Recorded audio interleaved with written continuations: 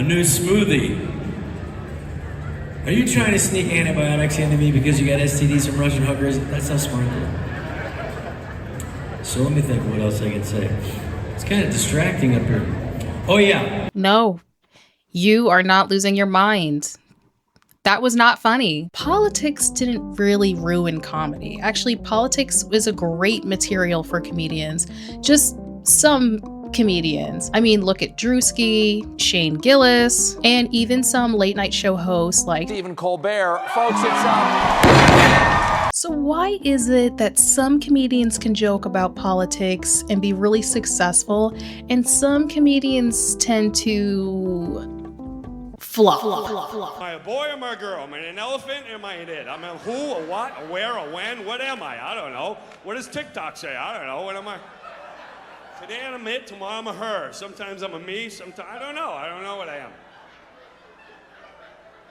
Some of them aren't exactly made for the political scene or becoming politically aligned. Take comedian Matt Rife, for example. When he had the opportunity to release his Netflix special, he decided to open up with this joke. I feel like they should put her in the kitchen or something where nobody has to see her face, And I was like, yeah, but I feel like if she could cook, she wouldn't have that black eye.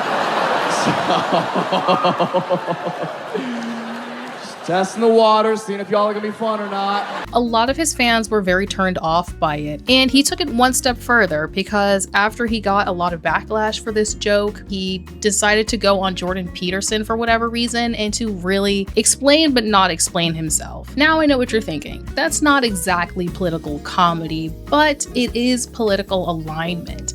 And like I said, not a lot of comedians can successfully do that. This is speculation, not speculation, because this is something he's voiced himself. He started to grow insecure about having a mostly female audience, about not really having enough credibility in the comedy scene because he's conventionally attractive. Oh no, my steak is too buttery and my lobster is too juicy. Wait. Now I understand. As a comedian, you want people to think you're fun. You want people to remember your jokes. But you have to understand, improv was his greatest strength. Crowd work was his greatest strength. All he had to do was keep riding that wave, and instead he decided, I'm just gonna piss on it, give you a shitty joke, and then I'm gonna double down, then I'm gonna triple down, and then I'm gonna make a bunch of shitty flop straight to VOD movies. I hope the new audience that he's gathered is watching, because we are not. That's not the only reason why a lot of these comedians have virtually stopped being funny. It's probably because they're doing a lot of podcasting. It seems like the most natural thing to do as a comedian was to start a podcast. That made sense in the beginning. But now everybody has a podcast. People want to go outside. Not everybody has like 100 hours a day to listen to a bunch of half-drunk idiots kind of talk about nothing. I mean, I'm not gonna lie, some of those podcasts are good. Some of those episodes are really, really good, but they're not exactly working out their comedic muscle if you're sitting across from somebody who you're friends with, who you agree with, who's not really gonna challenge you. Podcasting is not an experience. If you're in a studio, 4 walls around you and no windows, like, where exactly is your material coming from? This couldn't be more true for, unfortunately, Theo Von. Theo Von has posted consistently on his podcast, and it is extremely successful, don't get me wrong, but that's the one thing about Theo Von I will give him credit for, is he is one of those naturally funny people. Very akin to Dave Chappelle, where it's like, you're a comedian who also happens to be a funny person. Unfortunately, has Theo been funny since his political alignment?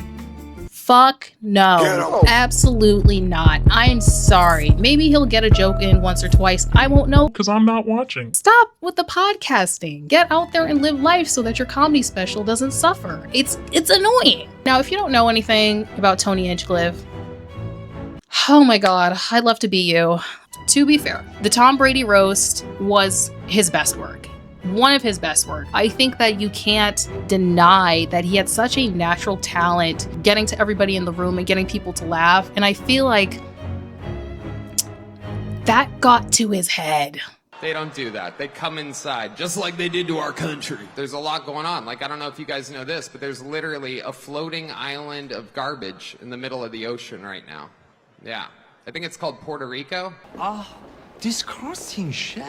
And how cringy and embarrassing. After he made that joke, the people who invited him were like, we don't know this guy. I'm pretty sure he's not going to be invited to any events to Roaster Speak for a while, which is fine because he can shoot like the 3 millionth episode of Kill Tony. Thank God.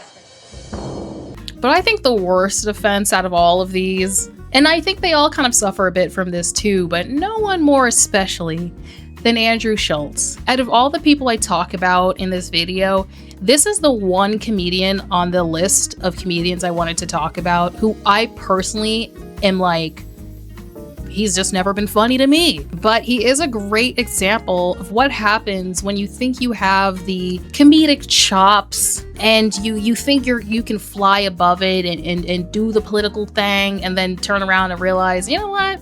That didn't exactly pan out for me. And look, I know I had people on the podcast, you know, and I'm aware. Stop explaining that, man. No, but let me just clarify, because I think it is important to say, like, you're willing to shred the Constitution to preserve it's not only your power, but your ideas of what should happen.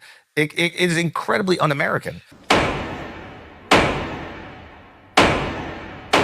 Think Stevie Wonder could have told him that. I feel like everybody and their mother could have told him that. Like, why did you feel this is like political alignment to like the 10th degree? I'm not saying that it's not possible. I'm not saying it wouldn't have even been possible for the people I named. I don't even necessarily believe that we need to take politics out of comedy in order to be funny.